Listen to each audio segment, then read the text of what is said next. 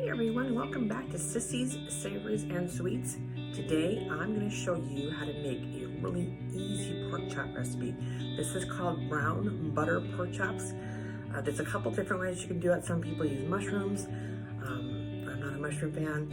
And then some people use the sauce, the cream of chicken, but because Sarah can't have dairy, I'm making this dairy free. I'm going to show you step by step how to make brown butter pork chops. Enjoy! So step one is melt butter. In this case, it's vegan butter, so Sarah can eat it. Olive oil and garlic in the pan. So I do olive oil and butter together for a reason. This can get to a pretty high temp, but you see how it's beginning to sizzle up. You're gonna want that to get nice and golden and a kind of tannish brown color. So step two is to get that actually browned for your brown butter pork chops. So while your butter is browning, you're gonna prep your pork chops. I'm gonna season these on both sides with a seasoning blend. And this is what I'm using. This is a new favorite from Trader Joe's. It's a garlic salt mix. It's got salt and onion, garlic, and parsley in there. It's really, really good. You do want to season your pork chops on both sides. So there's our thin cut seasoned pork chops. And my brown butter is ready. You can see it's taken on that golden color and has garlic, kind of that nice dark brown, almost deep brown color. So we're gonna put those pork chops in. Pork chops are in. We're gonna brown those on each side. Brown butter just gives it a deeper, nuttier flavor. So that's why I like to use this recipe. Okay, so you see those are getting nice and brown on the one side, and we're just going to flip them over and let them finish cooking on the others.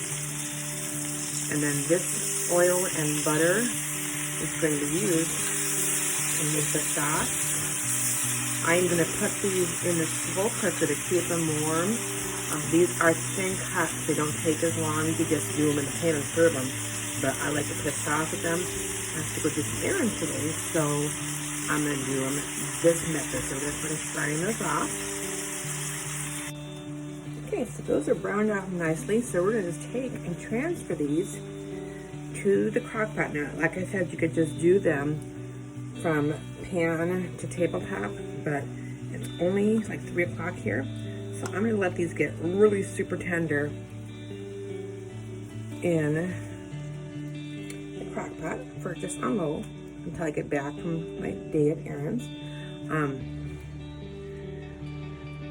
I am going to put a sauce on these. You do not have to do a sauce. These can be served as is, really. But I like to have a little sauce with them. So let me show you the next step in making the sauce. So I'm going to make a roux. This is the garlic with the butter and the oil. I'm just going to add flour to it. Make sure you use the right whisk. If your pan can't use a metal whisk, use a silicone whisk.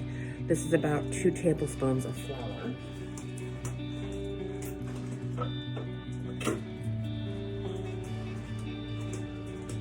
So you want to whisk in your flour and cook off that flour, and this will take a minute or 2.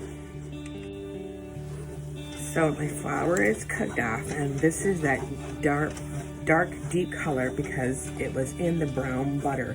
This is a dairy-free recipe, so I use vegan butter.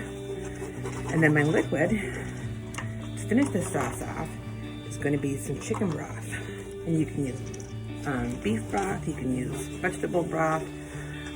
Some people prefer milk. I like to keep it dairy-free for Sarah. So I'm just going to add in my broth a little bit at a time and break down that flour now. This is also how you can make a pan gravy. Basic same thing. Some people, to make this recipe easier, just throw in a can of cream of chicken. But I can't use that for Sarah.